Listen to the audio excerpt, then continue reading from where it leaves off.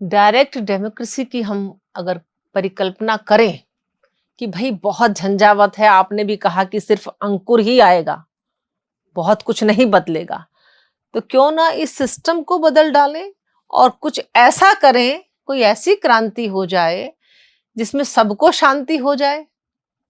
मतलब सब मस्त रहें। आपने कहा ना कि ऊपर अमीर की लाइन बन गई, फिर आपका मध्यम वर्ग बन गया, लेकिन कुछ और भी हो सकता है। अभिव्यक्ति का हमें अधिकार तो मिला है, पर अभिव्यक्त क्या किया जाए, किन मुद्दों पे किया जाए, कैसे मतदाता बनकर, जो स्मार्ट मतदाता की हम बात करते हैं, तो वो कैसे बना जाए? क्या कोई और तरीका है जिसमें संपूर्ण व्यवस्था को हम कहीं ना कहीं टच करते चले जाएं, कुछ ऐसा करें जिससे अंकुर की जगह हमारे फूल खिलें, तो फिर नीचे से ही जनता जाग के कोई चीज ऐसी बदल डाले? क्या हम लोग इतने बेचारे हो चुके हैं, हम कुछ नहीं कर सकते? कोई संभावना नहीं है? देखिए, मेरा निष्कर्ष ये है कि जिसको हम लोकतंत्र कहते हैं या राज व्यवस्था कहते हैं, वो भी अपनी शैशव अवस्था में है। हम्म। अभी वो बचपना में है, और बचपना से थोड़ा पहले जाइए, वो भ्रूणावस्था में है। वो एक एम्ब्रियो है, उसके अभी हाथ भी क्लियर नहीं निकले हैं, उसके फिंगर्स भी सब चिपकी हुई है, अभी अलग नहीं हुई है। अभी लोकतंत्र को, राज्य के तंत्र को, स्टेट मशीनरी को ग्रो होना बाकी है।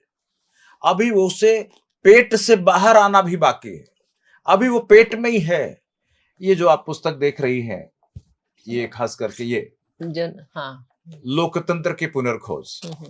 ये जो लोकतंत्र की पुनर्खोज, हमने ऐसी ही एक नई राज व्यवस्था, एक नई लोकतांत्रिक व्यवस्था देने की बात इसमें की है कि लोगों का, पूरे संसार का ध्यान जाए कि जिस तंत्र में हम जी रहे हैं, अगर उसको हम राजतंत्र नहीं कह सकते, तो इसको लोकतंत्र भी नहीं कह सकते। इसको लोकतंत्र कहना लोगों की आंख में धूल झोंकना है। जो लोकतंत्र कहते हैं, वो देश के सामने एक बड़ी साजिश कर रहे हैं, और वो कह रहे हैं कि ये लो भोजन है, वो भोजन खाने के बाद पेट भरता ही नहीं है। जिसका तंत्र होता है उसका चेहरा दिखता है। आप देश की सड़कों पर चले जाइए, क्या लोगों का तंत्र दिख रहा है? उनके चेहरे सूखे हुए हैं।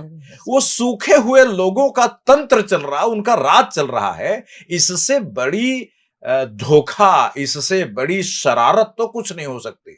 हमने इस पुस्तक में लोकतंत्र कैसे पैदा होगा, राज्य का ताना बाना क्या हो, उसको दिया। लोगों के मन में बहुत प्रश्न उठते हैं कि भाई आखिर संसार के राजनीतिक, सामाजिक, आध्यात्मिक, धार्मिक प्रश्नों के उत्तर क्या हैं? लोग उलझे हुए हैं। उन सभी प्रश्नों का उत्तर हमने इस पुस्तक जनोपनिषद में दिया, कि कोशिश किया कि कम से कम जो सामाजिक काम करते हैं, सामाजिक काम करने वाले तो कम से कम इस पुस्तक को पढ़ ही लें। नहीं तो जो काम करते हैं वो 25 साल काम करने के बाद पता चलता कि मैं गलत रास्ते पर था, वो छोड़ देते हैं। उनके जीवन का 25 वर्ष बेकार चला जाता है। मैं सामाजिक लोगों के जीवन का उपयोग करने के लिए जनोपनिषद लिखा, और अर्थव्यवस्था के बारे में, हमारी नई इकोनॉमी क्या हो, इस पर बहुत सारे लोग, सैकड़ों सांसदों ने इसको पेश किया। संसद ने इस बात को माना भी। आप देखें, सैकड़ों सांसदों ने इस बात को हमारी संसद में पेश किया।